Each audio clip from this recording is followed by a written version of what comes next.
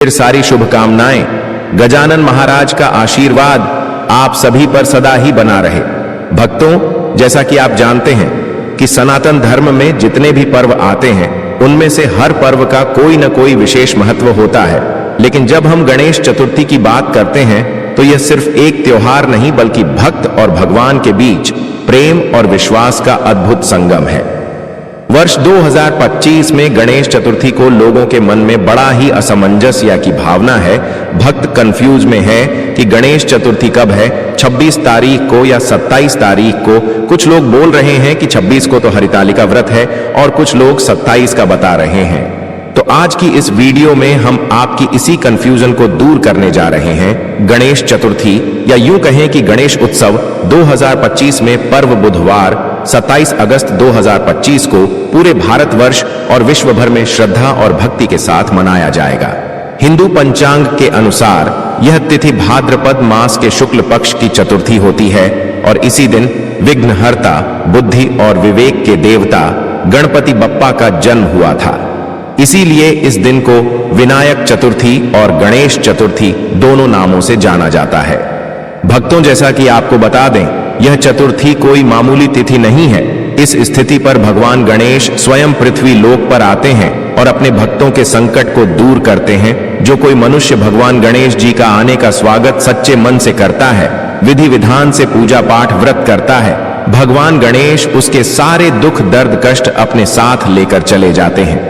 भक्तों, जब हम गणेश चतुर्थी की बात करते हैं ना, तो यह सिर्फ एक दिन की पूजा भर नहीं होती। इसे ऐसे समझिए जैसे कोई राजा अपने महल से निकलकर प्रजा के बीच आकर कुछ दिनों के लिए रहने लगे। हर साल भाद्रपद मास की शुक्ल पक्ष की चतुर्थी तिथि को यानी अगस्त सितंबर के महीने में गणपति बप्पा अपने कैलाश से धरती पर पधारते हैं। उनके आने का भाव यह है कि वो अपने भक्तों के सुख दुख सुने, विघ्न दूर करें और हर घर में खुशियां बरसाएं। अब प्रश्न यही आता है कि बप्पा हमारे घर में कितने दिन रहते हैं? तो देखिए, यह हर घर परिवार पर निर्भर करता है। कुछ लोग उन्हें सिर्फ 1.5 दिन के लिए विराजमान करते हैं, यानी स्थापना करने के अगले दिन ही विसर्जन कर देते हैं। कोई उन्हें 3 दिन रखते हैं, कोई 5 दिन, कोई 7 दिन और कुछ लोग पूरे 10 दिन तक गणपति बप्पा को घर में विराजित रखते हैं। शास्त्र और लोक परंपरा दोनों यही कहते हैं कि पूरे 10 दिन रहकर भाद्रपद शुक्ल पक्ष की चतुर्दशी यानी अनंत चतुर्दशी के दिन विसर्जन करना सबसे प्रमुख और पूर्ण माना जाता है। लेकिन मजेदार बात यह है कि गणपति बप्पा को विदा करना उतना आसान नहीं है जितना लाना। जब वो आते हैं तो हर घर में उत्सव, गीत, भजन, मोदक, लड्डू की मिठास होती है। 10 दिन तक ऐसा लगता है जैसे घर घर में स्वर्ग उतर आया हो। और फिर विसर्जन के दिन जब गणपति बप्पा मोरया अगले बरस तू जल्दी आ की गूंज होती है तो आंखें नम हो जाती हैं। यह विसर्जन असल में एक गहरा संदेश देता है। जीवन अस्थायी है, हर चीज वापस उसी ईश्वर में विलीन हो जाती है जिससे निकली है। तो संक्षेप में कहें तो गणेश जी पृथ्वी पर चतुर्थी से चतुर्दशी तक यानी अधिकतम 10 दिन विराजते हैं। लेकिन भक्त अपनी श्रद्धा के अनुसार उन्हें 1.5, 3, 5 या 7 दिन बाद भी विदा कर सकते हैं। और विसर्जन का सबसे बड़ा पर्व होता है अनंत चतुर्दशी का दिन, जब पूरा समाज एक स्वर में बप्पा को विदा करता है। अब आप सोच रहे होंगे कि यह पर्व हर साल भाद्रपद मास में ही क्यों आता है? तो इसका कारण है चंद्र कैलेंडर की गणना, जिसमें सूर्य और चंद्रमा के संयोग से बनने वाली तिथियों के अनुसार पर्व तय होते हैं। भाद्रपद शुक्ल पक्ष की चतुर्थी को गणेश जी का प्राकट्य हुआ था, इसलिए यही दिन उनके जन्मोत्सव का प्रतीक बन गया। इस बार की गणेश चतुर्थी 2025 में यह तिथि 26 अगस्त दोपहर 1:56 बजे से शुरू होकर 27 अगस्त दोपहर 3:44 बजे तक रहेगी। इसीलिए प्रतिमा स्थापना और गणेश पूजा का सबसे शुभ समय 27 अगस्त की दोपहर यानी मध्याह्न मुहूर्त में है। गणेश जी की पूजा का शुभ मुहूर्त 11:05 बजे से 1:40 बजे तक रहेगा, जिसमें पूरे विधि विधान से गणपति की स्थापना करनी चाहिए। यह समय इसलिए शुभ माना जाता है क्योंकि शास्त्र कहते हैं कि चतुर्थी की मध्याह्न बेला ही गणपति की पूजा का उत्तम काल है। यही कारण है कि महाराष्ट्र, मध्य प्रदेश, उत्तर प्रदेश, गुजरात, दिल्ली, राजस्थान ही नहीं बल्कि विदेशों में बसे भारतीय भी इसी दिन गणपति बप्पा की स्थापना करते हैं। इससे पहले हम जान लेते हैं कि चतुर्थी व्रत की पूजा का शुभ मुहूर्त क्या है, क्योंकि शुभ मुहूर्त में किया हुआ उपाय हमेशा ही लाभ प्रदान करता है, वह कभी निष्फल नहीं जाता। अब अगर शुभ मुहूर्त की बात करें तो जैसा कि बताया गया 2025 में गणेश चतुर्थी का शुभ समय 27 अगस्त को 1105 बजे से 140 बजे तक है।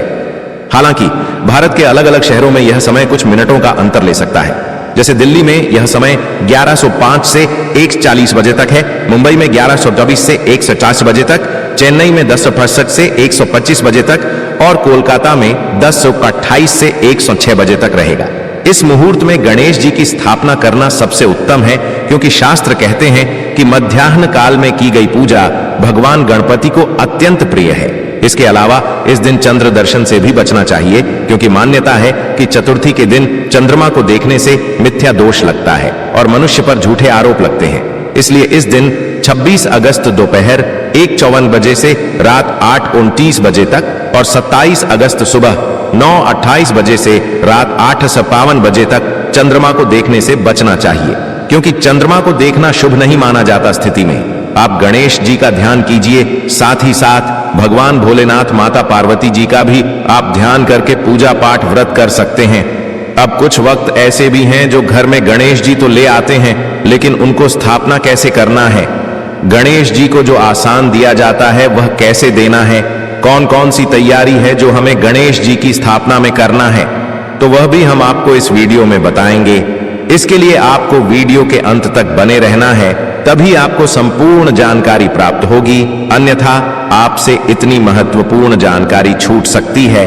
अब बात करते हैं स्थापना की। गणेश चतुर्थी पर गणेश जी की प्रतिमा घर लाने का महत्व सिर्फ पूजा पाठ तक सीमित नहीं, बल्कि यह भगवान को अपने घर में, अपने दिल में, अपने परिवार में स्वागत करने का प्रतीक है। शास्त्रों में कहा गया है, गणपति बप्पा मोरया, अर्थात जब गणेश जी हमारे घर पधारते हैं तो वे सिर्फ मूर्ति नहीं होते, बल्कि साक्षात विघ्नहर्ता के रूप में हमारे बीच विराजमान होते हैं।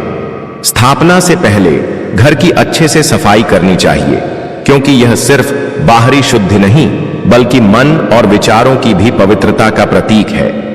स्थापना के लिए मिट्टी की प्रतिमा सबसे श्रेष्ठ मानी जाती है, क्योंकि यह पर्यावरण के अनुकूल होती है और विसर्जन के समय यह धरती में मिलकर पुनः पंच तत्व में विलीन हो जाती है। प्रतिमा घर लाने से पहले कलश स्थापना करना चाहिए और स्थापना स्थल को लाल या पीले वस्त्र से सजाना चाहिए। गणेश जी को पूर्व या उत्तर दिशा की ओर मुख करके स्थापित करना चाहिए, क्योंकि यह दिशा समृद्धि और सकारात्मकता का प्रतीक मानी जाती है।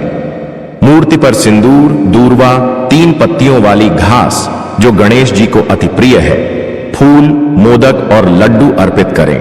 यह सब करने का कारण सिर्फ परंपरा निभाना नहीं है, बल्कि हर अर्पण का एक आध्यात्मिक और वैज्ञानिक कारण है। जैसे दूर्वा शीतलता का प्रतीक है, मोदक ज्ञान और प्रसन्नता का प्रतीक है और लड्डू समृद्धि का प्रतीक है।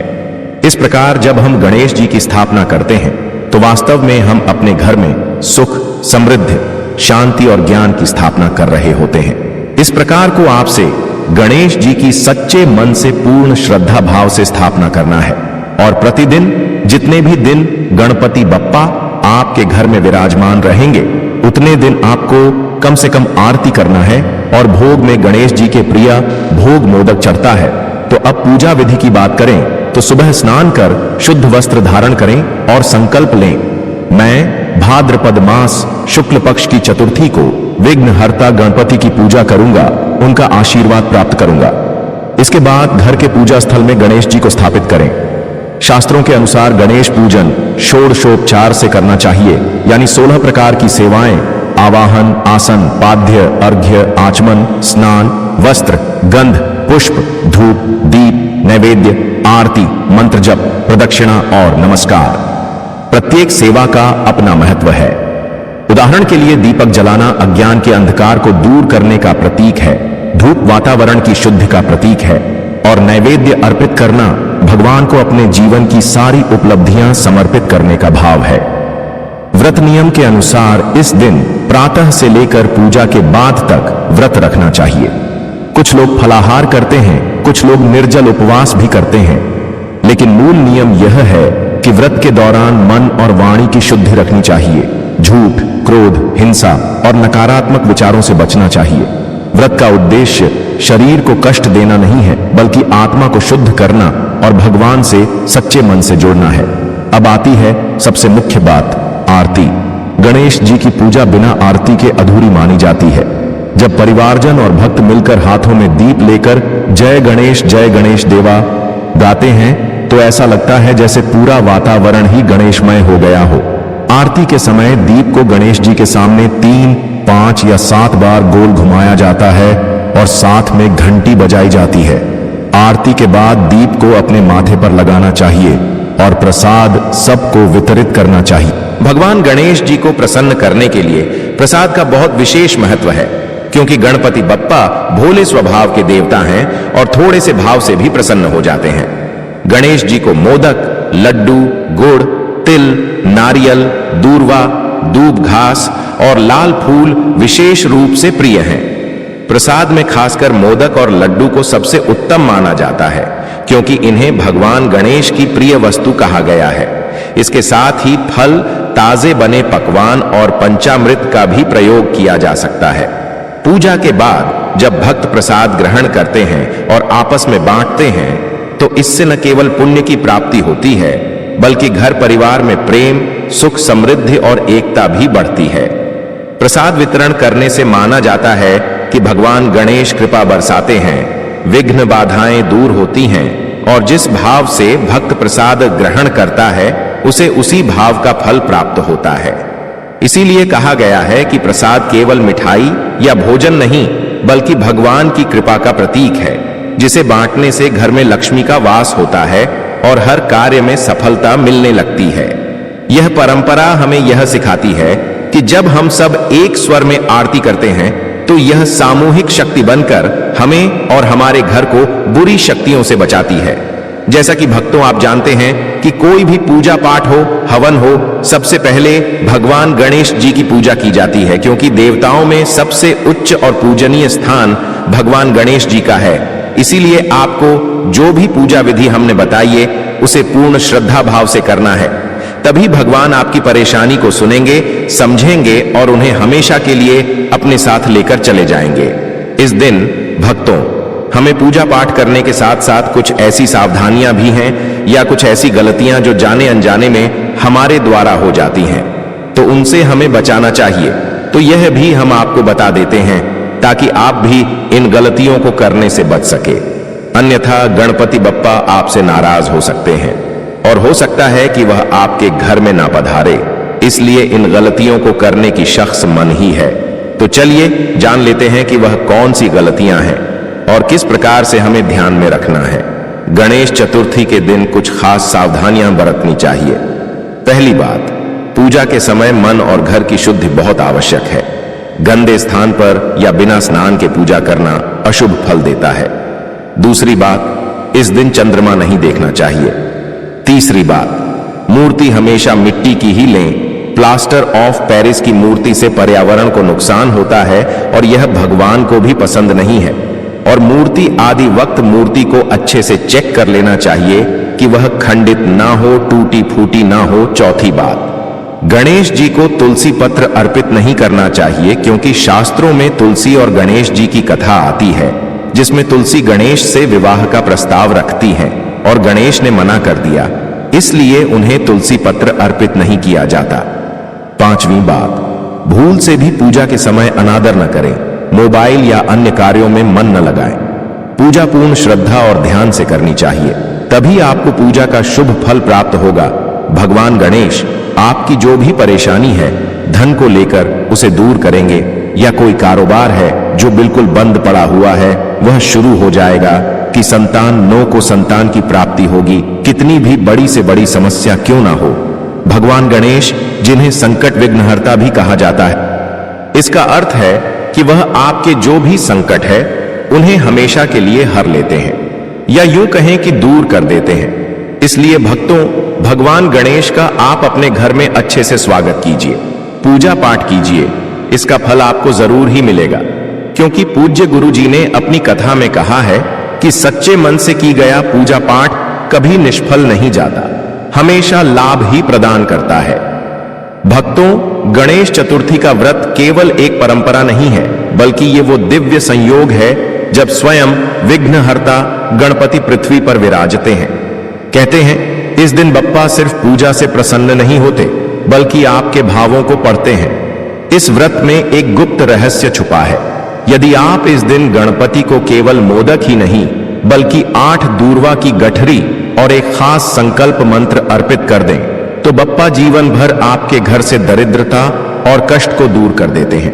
यही कारण है कि गणेश चतुर्थी का प्रसाद सिर्फ मिठाई नहीं, बल्कि बप्पा की कृपा का आशीर्वाद माना गया है। और हां, इस दिन एक गुप्त नियम भी है। अगर आपने गणपति के आगे दीपक जलाकर संकट नाशन स्तोत्र पढ़ लिया, तो आपके जीवन की सबसे बड़ी रुकावट भी पल भर में खत्म हो जाती है। भक्तों, यह कोई साधारण व्रत नहीं, बल्कि वो अवसर है जब बप्पा आपके भाग्य की रेखाओं को बदलने आते हैं। भक्तों, अब हम आपको गणेश चतुर्थी व्रत का ऐसा रहस्य बताने जा रहे हैं जिसे सुनकर आप भी कहेंगे, वाह बप्पा, आपने तो जीवन का रास्ता ही बदल दिया।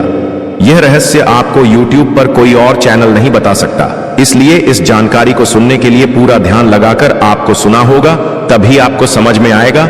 और उसको समझने के लिए आपको वीडियो को पूरा देखना होगा, क्योंकि गुरु जी ने तो साफ साफ कहा है कि हम तो केवल सलाह दे सकते हैं और आपको रास्ता दिखा सकते हैं। अब आप उसे सलाह को मानो या ना मानो, जो रास्ता आपको दिखाई जाए उसको अपना हो या ना अपना, आपकी मर्जी है। लेकिन हम तो यही कहेंगे कि आप हमारी बातों को अच्छे से ध्यान में बैठा लगे तो आपका बेड़ा पार हो जाएगा। तो चलिए जान लेते हैं। हिंदू धर्म में गणेश चतुर्थी सिर्फ पूजा का दिन नहीं है, बल्कि ये वो पल है जब स्वयं विघ्नहर्ता गणपति इस पृथ्वी पर अवतरित होते हैं।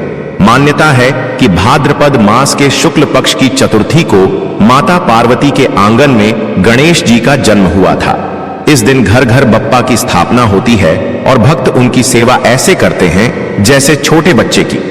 लेकिन भक्तों, इस व्रत में कुछ गुप्त रहस्य हैं जो हर किसी को पता नहीं होते, और आज मैं आपको वो सब बताने वाला हूं ताकि आपकी मनोकामना तुरंत पूरी हो जाए। इसलिए इन बातों को अपनों तक सीमित मत रखना। जो कोई आपका करीबी है, जो परेशानी में है, मेहनत तो करता है लेकिन उसका फल प्राप्त नहीं होता, तो उसके लिए और आपके लिए यह एक मौका आया है जो कि साल में एक ही बार आता है।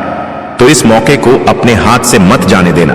भक्तों, अपना ज्यादा समय बर्बाद न करते हुए चलिए जान लेते हैं पहला रहस्य। 8 दूर्वा की गठरी। गणपति बप्पा को दूर्वा घास सबसे प्रिय है, लेकिन शास्त्रों में लिखा है कि अगर आप इस दिन गणेश जी को 8 दूर्वा की गठरी अर्पित करते हैं और मन ही मन कहते हैं विघ्नेश्वराय नमः, तो आपके जीवन की बड़ी से बड़ी रुकावट मिट जाती। माना जाता है कि यह उपाय इतना शक्तिशाली है कि वर्षों से अटके काम भी शुरू हो जाते हैं। दूसरा रहस्य, मोदक नहीं, भाग्य मोदक। सबको पता है कि गणपति को मोदक प्रिय है, लेकिन कम ही लोग जानते हैं कि अगर आप मोदक में थोड़ा सा गुड़ और तिल मिलाकर अर्पित करें तो इसे भाग्य मोदक कहा जाता है। इस प्रसाद को ग्रहण करने से घर में दरिद्रता कभी नहीं आती और धन धान्य की वृद्धि होती है। तीसरा रहस्य, संकट नाशन स्तोत्र का चमत्कार। गणेश चतुर्थी की रात जब आप दीपक जलाकर श्रद्धा से संकट नाशन स्तोत्र का पाठ करते हैं, तो मान्यता है कि आपके जीवन का सबसे बड़ा संकट तुरंत समाप्त हो जाता है। यह स्तोत्र इतना शक्तिशाली है कि इसे संकट मोचक गणपति का वरदान माना गया है। चौथा रहस्य, प्रसाद वितरण का दिव्य फल। भक्तों, एक बात हमेशा याद रखना, प्रसाद बांटना केवल मिठाई बांटना नहीं है, यह बप्पा की कृपा को सबके साथ साझा करना है।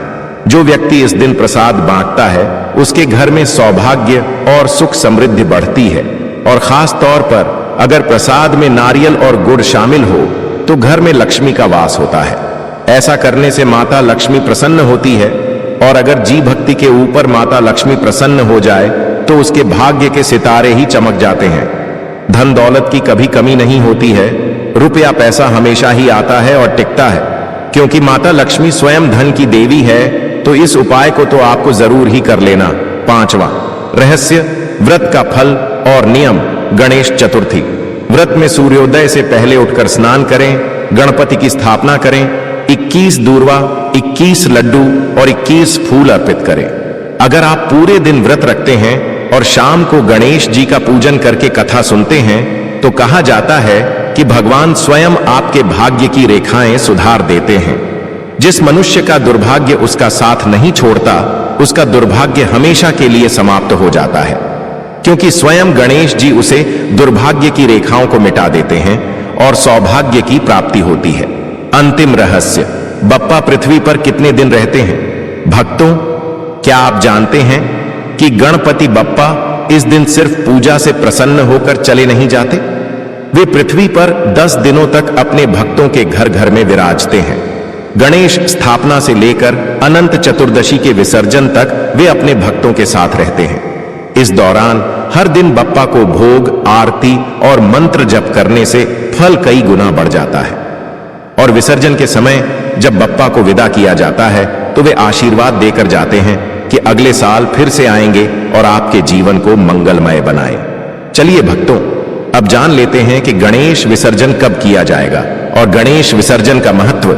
गणेश चतुर्थी केवल स्थापना का ही पर्व नहीं है, बल्कि इसके 10 दिनों बाद अनंत चतुर्दशी के दिन यानी 6 सितंबर 2025 को गणेश विसर्जन किया जाएगा।